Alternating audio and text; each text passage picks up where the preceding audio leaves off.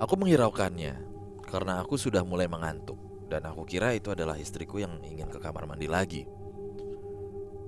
Lalu lewat sesosok bayangan hitam seperti wanita berkebaya melewati hadapanku, berjalan dari arah sebelah kiri ke arah lemari yang ada di sebelah kamar mandi.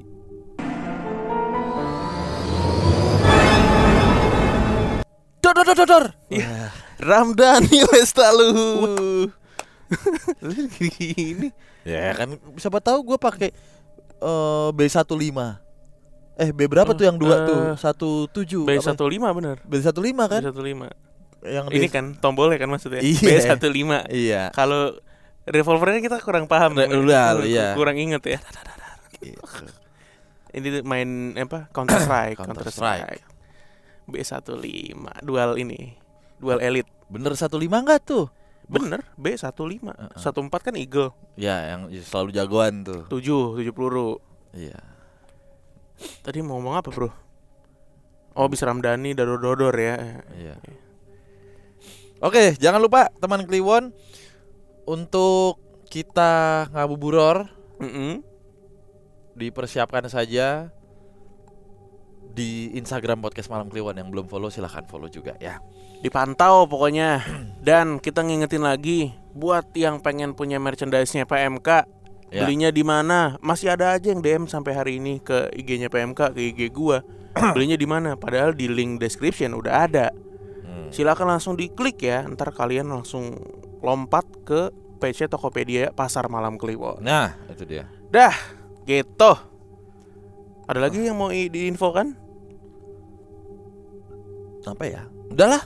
Udah, terima kasih. Ini ini episode terakhir di edisi kali ini. Terima kasih lagi buat Mas Alam dari Banks Record, The Sigit dan juga Munar. Buat teman-teman, ya monggo silahkan kalau ada produk kayak apa baju gitu dipakai. Siapa tahu mau menggantikan buaya ini dengan logo blibli.com, tidak apa-apa. Tapi kalau celana kita nggak nolak, cuman paling begini saya tag-nya biar celananya kelihatan semua kan. Jadi yang di highlight itu tuh kotak Singapura. Rondong. Ya, tag-nya berdiri. Jadi ngomong sama celana. Blow on banget. Yang dipromosin celana. Blow on. Gue mending denger suara aja kalau gitu mah. Let's go. Bulan madu menyeramkan di Bali. Aduh. Gue dong. Gue juga tuh. Iya. Bulan madu kok. Tole. Aduh, bulan madu tidak diperhitungkan. Bayangkan yang enak-enaknya aja. Tole. Tanggalan tidak diperhitungkan. Udah cuman makan doang di sana. Tole. Raiso mas. Wah ya wis. Iso mlebu mas. Lebokno ora iso mas. Duh. Assalamualaikum, perkenalkan nama saya Rafli. Saya dari Serang, Banten. Saya ingin berbagi pengalaman horor yang saya alami kala itu. Cerita ini terjadi di tahun 2019 pada saat saya pergi ke Bali untuk honeymoon setelah menikah. Oh, berarti baru kemarin nih menikah di 2019 ya. Yes. Hari pertama setelah saya menikah, saya memutuskan untuk pergi ke Bali. Dan ini adalah pengalaman pertama kalinya saya berkunjung ke Pulau Dewata. Baik. Saat saya sesampainya di Bali, istri saya memberitahu bahwa dia sedang datang bulan. Sudah jalan 2 hari. Sama kan? Sama. Ini tragedi mengerikannya di sini, bro. Tole. Gua H-12 jam, jangan hari H. Nah, akhirnya kami putuskan menyewa motor di sana untuk berjalan-jalan ke daerah Ubud atau pegunungan. Ya, tole. Kasian banget. Aduh. Gua rasa banyak pengalaman begini. Oke, kita lanjut. Singkat cerita, hari ketiga kami berada di daerah Danau Bratan atau Pura Ulun Danu. Cukup memakan waktu perjalanan dari Ubud. Dan waktu tidak terasa sudah maghrib. Kami memutuskan untuk mencari penginapan di sekitar sana karena untuk kembali ke Ubud butuh waktu yang lama ditambah malam hari yang kondisi istriku masih belum selesai masa datang bulannya. Akhirnya kita menemukan penginapan yang cocok di salah satu aplikasi penginapan di Desa Munduk. Desa Munduk. Ini di mana? Coba lihat dulu ya. Karena peta menunjukkan hanya 15 menit dari tempat kita berada. Akhirnya kami berangkat saat kami mulai perjalanan di sini. Yang mana ini adalah awal mula saya merasakan hal yang belum pernah saya alami sebelumnya. Jalan mengarahkan kami memasuki hutan di pegunungan. Tidak ada lampu jalan. Matahari mulai tidak terlihat. Kabut yang amat tebal mulai turun karena kami semakin menanjak mengendarai kendaraan tersebut. Penglihatan kami hanya 2 meter karena tebalnya kabut ditambah aroma dupa yang semakin lama semakin menyengat. Tidak seperti biasanya. Tidak ada penerangan sama sekali selain lampu motor. Tidak ada kendaraan satupun atau rumah warga yang terlihat selama 30 menit perjalanan. Padahal di keterangan hanya 15 menit dari tempat kami melakukan perjalanan. Istriku menangis ketakutan. Aku berusaha menenangkan untuk tetap tenang. Tutup mata kamu, peluk erat aku, badanku, jangan ngelihat ke kiri atau ke kanan ataupun belakang. Ada bayangan hitam besar sekilas aku lihat di sepanjang jalan. Aku coba untuk positif. Mungkin itu pohon besar. Sangat sulit membedakan mana pohon mana bukan, karena minimnya penerangan ditambah tebalnya kabut. Saya kebingungan karena tidak mungkin kami putar balik. Pikirku bahkan mungkin jadi lebih parah karena kami sudah 40 menit menyusuri pegunungan tersebut, ditambah jalanan yang naik turun serta belokan tajam. Singkat cerita, kami menemukan satu bangunan ala Bali berada di samping kiri jalan yang dikelilingi pepohonan. Tidak ada bangunan lagi selain bangunan tersebut, dan pada papan plang tersebut tertera nama yang sama seperti penginapan yang sudah dipesan sebelumnya. Waduh. Aku sedikit ragu saat akan memasuki parkiran. Hanya ada satu motor tua. Tidak ada motor atau kendaraan lain. Kendaraan itu membuat kami bergegas masuk untuk menghilangkan rasa panik dan takut di perjalanan yang mencekam. Seketika di lorong arah masuk, kami dikejutkan dengan seorang pelayan yang tiba-tiba muncul dari ujung tangga lorong tersebut. Walah, masnya. Aku katakan untuk mengurangi kondisi mental istriku yang sudah amat ketakutan sepanjang perjalanan. Sikap ramah dari pelayan penginapan tersebut membuat kita sedikit lega karena akhirnya kita menemukan manusia lain selain kami berdua. Usai bercakap cukup lama menanyakan kami dari mana dan terheran-heran melihat kami hanya berdua malam-malam melewati jalan tersebut untuk ke sini. Akhirnya kami dipersilakan untuk diantarkan menuju kamar yang ingin kami tempati. Jika digambar, penginapan tersebut seperti kontrakan rendeng terdiri dari 5 kamar. Dan kami ditempatkan di tengah-tengah dengan kondisi hanya lampu kamar kami yang menyala. Tidak ada yang menginap di situ selain kami. Saat dibukakan pintu kamar, lagi-lagi kami dibuat takut dengan desain ranjang kelambu putih dengan 4 kaki yang terlihat kolong ranjang tersebut, dan di mana itu seperti film-film horor zaman dulu. Kami saling menatap, kami langsung membuka kelambu tersebut agar sedikit terlihat dan tidak terlalu menyeramkan. Kamarnya hanya satu ruangan dengan kamar mandi di dalam dan satu lemari tua. Kami gak berani membuka lemari tua tersebut. Barang-barang kami simpan di lantai sampai samping ranjang. Lalu aku ngajak istriku untuk sholat. Dia jawab kayaknya aku masih belum bersih. Masih belum begitu bersih lah. Jadi mungkin besok aja sekalian mandi lah gitu. Oke, baiklah. Setelah sholat, aku menyalakan sound bluetoothku untuk menghilangkan rasa takutku dan mencoba untuk terus ngajak istriku bicara bercerita untuk menghilangkan rasa takut yang terlihat di wajahnya. Malam jam 10 kami bergegas untuk tidur. Tapi aku belum ngantuk, jadi kamu tidur duluan aja gitu. Aku masih mau ngerokok sambil dengerin lagu. Gak lama sound bluetoothku mati karena mungkin lowbat. Baiklah, sebaiknya aku harus tidur. Suasana saat itu sepi banget. Sangat sepi. Gak ada motor lewat atau suara apapun.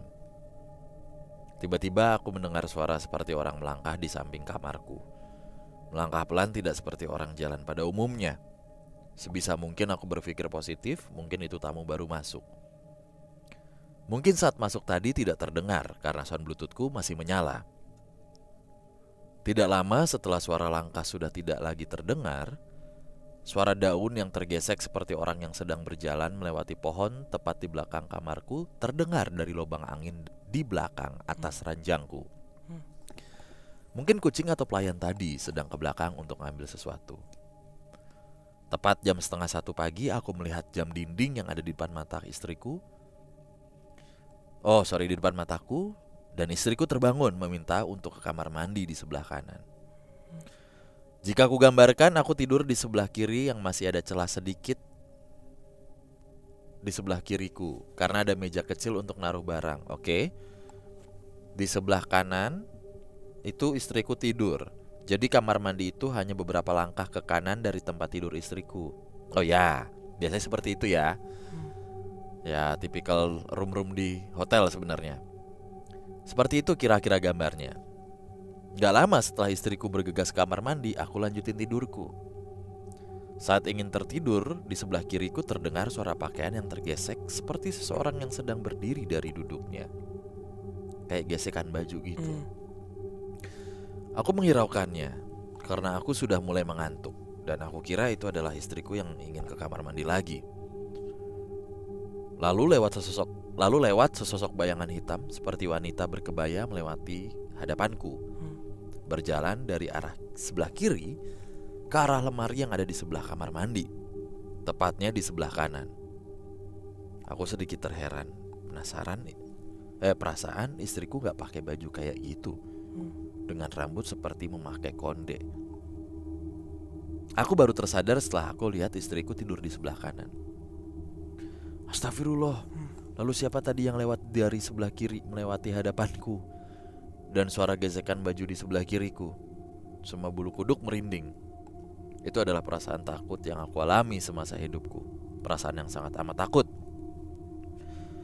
Aku menutup selimut dan memeluk istriku. Beberapa suara langkah terdengar jelas kali ini di dalam kamarku. Aku berusaha untuk hiraukan karena aku tidak mau istriku terbangun untuk mengetahui apa yang sedang kualami. Saat terbangun pagi hari, aku dikejutkan dengan keindahan alam yang ada di sekeliling penginapanku. Benar-benar di atas gunung dengan pemandangan sunrise tepat di depan kamarku. Dan aku memastikan kembali apakah ada yang menginap di sebelahku kepada pelayan tadi. Lalu pelayan tadi menjawab, "Oh, tidak ada, Pak. Malam ini hanya Bapak aja yang nginap." Lalu saya menanyakan kembali, "Tadi Mas semalam begadang gak?" Lalu dia jawab, "Wah, saya tidur di rumah saya yang gak jauh dari sini, sekitar 10-15 menit dari sini ke rumah saya." Jauh Loh, semalam gak ada orang lagi di sini Mas selain saya, kalau Masnya pulang ke rumah. Lalu pelayan tersebut menjawab, "Oh, ada, Pak. Yang punya penginapan ini tuh tinggal di rumah itu." Jadi saya gambarkan sekali lagi. Di sebelah bangunan penginapan yang berendeng terdapat satu bangunan. Ternyata memang ada penghuninya, sepasang suami istri yang sudah sedikit tua, di mana mereka baru terlihat pagi setelah saya cerita ke si pelayan tersebut. Saya pikir hanya Masnya sendiri yang tinggal di situ. Setelah aku pikir-pikir, tidak mungkin bapak atau ibu itu keluar malam-malam ke belakang penginapanku yang lebat dengan pepohonan. Setelah kupastikan untuk melihat pagi hari ke belakang nih. Dan rumah si pemilik yang semalam tidak saya lihat lihat itu berjarak sekitar 20 meter dari bangunan penginapan. Jauh. Jadi jauh. Ya, sekian pengalaman bulan maduku. Setelah itu kami kembali ke kota untuk melanjutkan liburan kami berdua. Dan sepanjang perjalanan pulang, kami tertawa dan merasa mustahil kita melewati tempat yang cukup jauh ini malam-malam dengan kondisi hutan lebat dan belokan yang cukup curam. Di bawahnya, setiap belokan terlihat cukup jelas pada siang itu. Terima kasih podcast Malam Kliwon, sukses terus. Sampai jumpa di podcast selanjutnya untuk para pendengar setiap podcast Malam Kliwon. Thank you Mas Rafli yang bulan madunya jauh ya. Itu di mana tadi? Jauh, Bro. Di mana sih? Ini kalau kita lihat ya, dia kan ke Munduk kan ya.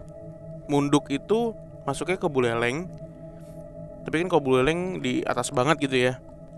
Ini dia deket, bener tuh deket Ulun Danu, deket danau dan apa temple tuh apa sih, pura ya? Ya pura. Kalau deket Ramadhanu Di sini Cinere Limo masuknya. Jauh cuy. Kan tadi dibilang dia jalan-jalan ke Ubud kan. Ubud kan di sini Tegal Alang gitu-gitu kan. Kalaupun lu naik lagi, paling lu ke Batur biasanya. coba Kesini aja naiknya. Ubud ke ini, lo cari berapa? Ya ini. Apanya nih, berapa apanya? Ubud ke sono Jaraknya. berapa lama? Waduh, Coba aja. jauh Pak. Ubud ke mana? Munduk lah gitu. Munduk Mustafa. Naik motor coba. Ini 1 jam. 1,5 jam. Jam 22.29 waktu Indonesia bagian barat. Berarti di sana jam 23 atau jam 11 malam nih. Setengah 12 tuh 1 jam 18 menit. Jauh banget. Ngapain ya? Kalau gue mikirnya experience baru berarti. Experience ini. aja Bener-bener nih. Ya tapi balik lagi lah ya. Yang gue suka dari Bali gitu salah satunya, kalau istri gue kan memang sukanya mantai ya. Kalau gue tuh gunung lah. Tapi ya itu, untuk teman-teman yang belum pernah dan belum pernah experience ke Bali atau nginep di Ubud dan lain-lain, pasti akan bilang serem banget. Apalagi ada balkon-balkonnya gitu, karena nggak kelihatan apa-apa Pak. Bener-bener hutan gitu. Cuman lo besok paginya, bangun subuh deh, matahari terbit ini. Syahdunya sambil yoga tapi buruk lagi. Waduh. Enak banget, bener. Ya emang dua sisi ya. Karena kalau yang belum pernah tuh pasti experience-nya gitu. Bau dupa lah, segala macam musik-musik yang menyeramkan, padahal mah tidak sama sekali. Justru itu pesona beautifulnya dari Pulau Dewata. Jadi teror yang dialami sama Mas Rafli ini di malam itu aja kan sebenarnya di kamar ya? Ya kan emang 1 malam. Iya, enggak, maksud gue di perjalanan tuh dia sebenarnya enggak gimana-gimana kan? Ya, dia emang sepi aja kan? Sepi dan bayangan hitam, bukan ya? Karena itu. kan nggak bisa bedain. Iya. Ya gue kebayang sih mungkin karena kayak waktu itu kita malam-malam aja lah kayak gitu. Siluet. Ya kayak gitu sebenarnya. Gue paham sih karena gue sama Danu terakhir kali juga seperti itu, untuk motoran kita kan dan ngelibas hutan yang nggak ada penerangan sama sekali gitu. Dan emang nggak bisa dibedain kanan kiri. Gelap banget itu. Gelap banget. Itu aja dari kota berapa? Hampir sejam. 45 menitan ke Gianyar itu masuk ya, udah bukan Ubud. Dari Kute. Iya, dari tengah loh itu. Iya. Oke, berarti yang di kamar tadi tuh dia ngerasa ada yang mondar-mandir ya kan. Terus ada yang lewat yang pakai kebaya tadi tuh. Iya. Itu di dalam kamarnya tuh di mananya sih? Dalam kamar kan. Dalam kamar. Kan langsung blok istrinya. Terus jangan kaget juga karena memang mau bintang 1 gitu ya, motel atau bintang 4 sekalipun rata-rata memang kelambuan. Kalau dia pakai Rajangnya. format lama, maksudnya bukan yang minimalis gitu yang kayak titik 2 segala macem. Iya. Ya begitu Kelambu dapetnya. pasti. Kelambu. Soalnya kan nyamuk Pak. Itu kan Ya kebun biasanya kalau di Ubud dan sekitarnya banyak kebun triceratop ya. Kok triceratop? Nyamuk. Ini triceratop nongol. Ngerinya kan Brontosaurus tiba-tiba lehernya doang masuk. Gitu doang tuh. Katanya nyamuk.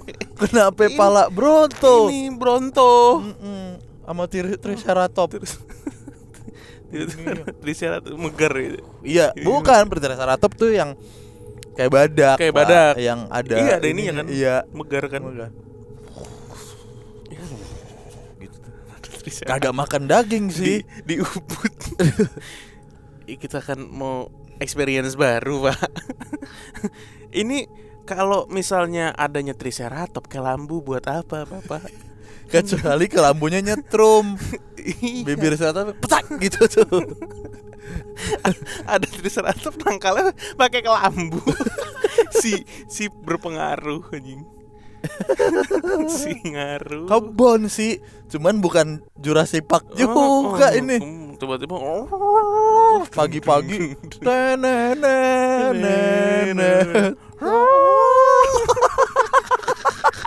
ini mana sih? Katanya di Ubud. Ngapa jadi banyak dino? katanya Ulun Danu Temple. Ini apa? Pagi-pagi baru kelihatan tuh. Lari. Anjing aneh banget. Yang kecil tuh. Iya, yang pitik. Aduh, ada kelambu. Buat nangkal triceratop. Nggak ada. Emasnya juga sembarangan nih. Pelayan hotel. Wah, saya sih nggak tidur di sini, Pak. Dekat 15 menit, 10 sampai 15 menit.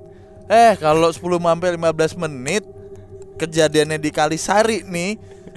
Deket, cuman sampai depan no. Cuman sampai mana ya? Ini Condet lah. Patung gorila tuh. Condet dah paling banter. Ini kan kosong 10 sampai 15 menit. Udah bisa sampai masuk ini lu. Udah masuk apa namanya? Mandalika. Mandalika. Lombok Tengah tuh masuk tuh. Anjing. Maksudnya deket sini Pak, paling 15 menit. Jauh. Itu jauh anjir. Bohong abang ya. Itu kan kalau ada kendala dan lain-lain. Gue kebayang reviewnya sih. Gak mungkin lo reviewnya 5. Lu kalau mau minta bantuan malam-malam kemana nih? Air panas, bukan air panas. Harusnya ada security lah. Harusnya ada security sih. Harusnya. Maksudnya ya commonnya lah ya gitu. Iya. Security. Ya maksud gue kemarin kita di Gianyar aja malam-malam pun masih ada yang jaga. Masih ada security di resepsionis gitu. Itu kan udah SOP ya. Kagak SOP. tamu ditinggal baik begitu. Sesepi-sepinya hotel. Padahal waktu itu yang nginep cuma kita doang. Itu juga 2 kamar. kita juga doang. Iya. Benar. Masih ada yang jagain. Pasti lah.